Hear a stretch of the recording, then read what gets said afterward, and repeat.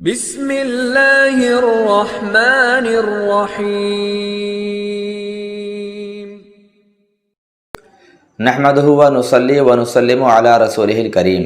حضرات محترم، آج ہم رئیس اڑیسہ، اللہ کے نیک بندے، اللہ کے برگزیدہ ولی، جنہیں دنیا مجاہد ملت کے نام سے جانتی اور پہچانتی ہے، ان کے زندگی کا ایک اہم گوشہ آپ کے روبرو پیش کرنا چاہتے ہیں۔ آپ سے گزارش ہے کہ پوری بات کو بغور ملاحظہ کریں اور اللہ کے ولیوں سے اپنی عقیدت اور محبت میں اضافہ کریں۔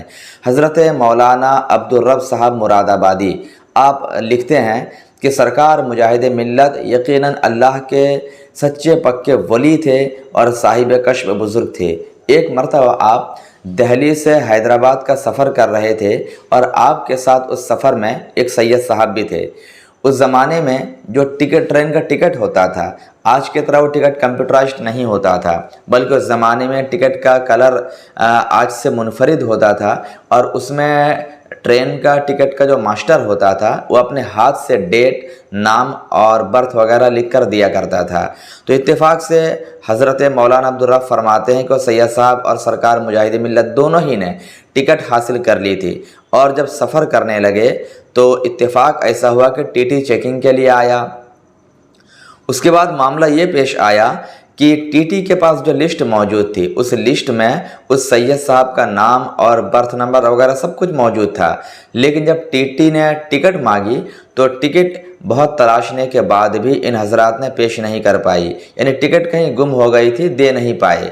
اس کے بعد وہ ٹی ٹی جو ہے اپنا رویہ کافی تبدیل کرتے ہوئے سید صاحب کو برا بھلا کہنے لگا، یہاں تک کہ اس کا انداز گستاخانہ ہونے لگا۔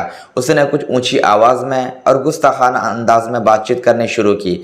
جب سرکار مجاہد ملت اللہ کے اس نیک بندے نے یہ معاملہ دیکھا تو آپ کو جلال آیا، اور جب جلال آیا تو آپ نے اپنے صدری کے اندر والے جیب میں ہاتھ ڈالا، اور ہاتھ ڈالنے کے بعد ٹکٹ کا ایک گچھا نکالا۔ سبحان اللہ!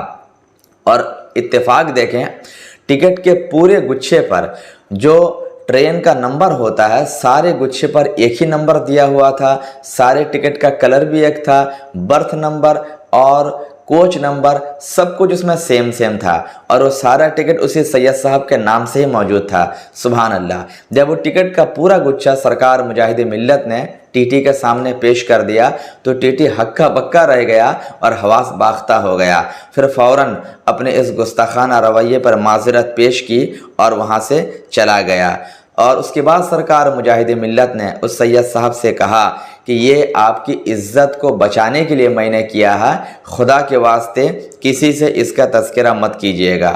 چنانچہ سرکار مجاہد ملت کے حیات ظاہری میں کبھی بھی اس واقعہ کا ذکر نہیں ہوا، لیکن آپ کی وفات پرملال کے بعد جا بجا آپ کی سیرت نگاروں نے، آپ کی کرامت نگاروں نے اس واقعہ کو ذکر کیا۔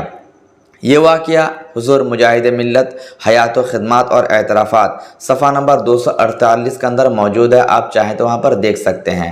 میں اپنے ناظرین سے کہنا چاہوں گا کہ آپ نے دیکھا کہ بزرگوں کے کشف و کرامت کا حال کیا ہے۔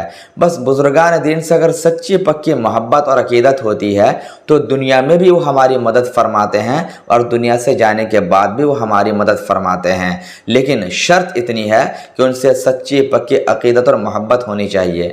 آج جو لوگ کہتے ہیں کہ اولیاء کیا دیتے ہیں، ان کی بارگاہ میں جانے سے کیا ملتا ہے، ان کے بارگاہ میں جا کر مانگنے سے کیا ملتا ہے، دینے والا تو اللہ ہے، تو آپ اس چھوٹی سی چیز کو ذرا دیکھیں کہ جب سرکار مجاہد ملت جو رئیس اڑیسہ ہیں، جب یہ اتنا کچھ عطا کر سکتے ہیں کہ دنیا میں اپنے چاہنے والوں کی مدد کر سکتے ہیں، تو جو پیرانے پیر ہیں، دستگیر ہیں، سرکار غوث العظم دستگیر ہیں، ان کے کشف و کرامت اور مدد کا حال کیا ہوگا؟ اور جب میرے غوث پاک اتنا کچھ عطا کر سکتے ہیں، ان کے ادنا غلام سرکار مجاہد ملت اتنا کچھ عطا کر سکتے ہیں، تو جو ساری کائنات کے مرکز عقیدت ہیں، جن کے صدقے سے اللہ تبارک و تعالیٰ نے ولیوں کو ولایت عطا کی، نبیوں کو نبوت عطا کی، اس نبی معظم، نبی محتشم کے علم اور آپ کی عطا اور نوازشات کا اندازہ کون لگا سکتا ہے؟ جب ان کے گدا بھر دیتے ہیں شاہان زمانہ کی جھولی، محتاج کا جب یہ عالم ہے، مختار کا عالم کیا ہوگا؟ اللہ پاک ہم سبوں کو بزرگان دین سے محبت کرنے کے توفیق عطا فرمائے۔ وآخر دعوانا ان الحمدللہ رب العالمین۔ السلام علیکم۔